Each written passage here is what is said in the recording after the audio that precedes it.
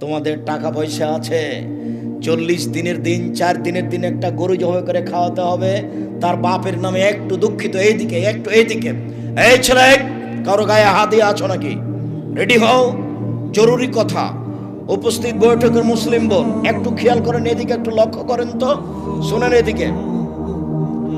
হোসাইন জাকাতের খেজুরের পাশে বসে আছে, জাকাতের খেজুর। তো হোসাইন একটা খেজুর মুখে দিয়ে দিয়েছে। আল্লাহ রাসূল লাফ দিয়ে উঠে এসে মুখের ভিতরে আঙ্গুল ঢুকিয়ে খেজুরটা বের করে বলছে, এটা মানুষের ময়লা, দান জাকাত মানুষের ময়লা। হোসাইন, মানুষের ময়লা আমি খাই না, আমার বংশ খায় না, আমার বাড়িতে কাজ করে যে সে খায় না। মানুষের ময়লা আমার উপরে হারাম, আমার বংশের উপরে হারাম, আমার বাড়ির যারা গোলাম রাখাল কিষান তাদের উপরে হারাম। এটা মানুষের ময়লা, এই খাদ্য যে কাজ করে খেতে পারে তার উপরে হারাম। এটা মুখে দিয়েছো মানে?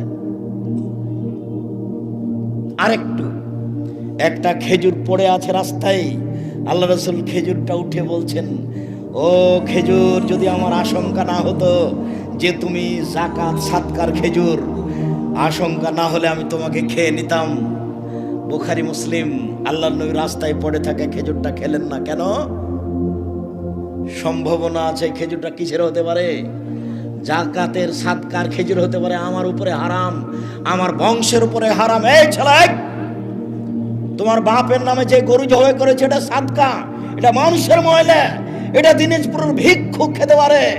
তোমার বাপের দোস্ত এসেছে 5 কোটি টাকা দামি গাড়িতে চড়ে, সে খাদ্য কি করে খেতে পারে বেটা? এই খাদ্য নির্ধারিত দিনে হয়েছে 1 নম্বর শিরক, এই খাদ্য নেকির জন্য হয়েছে, এটা বেদাত, একসাথে 2টা পাপ আছে। এটাকে ড্রেনে ফেলে দাও, এই খাদ্য কুকুরে খাবে। দেখি কোন মায়ের বেটার বৈধতা দিতে পারে, কিয়ামত পর্যন্ত সময় দিয়ে গেলাম।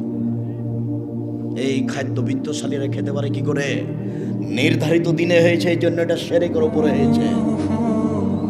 আর নেকির জন্য হয়েছে, এই জন্য এটা বিদাতের উপরে হয়েছে, এরা তো খেতে পারে না।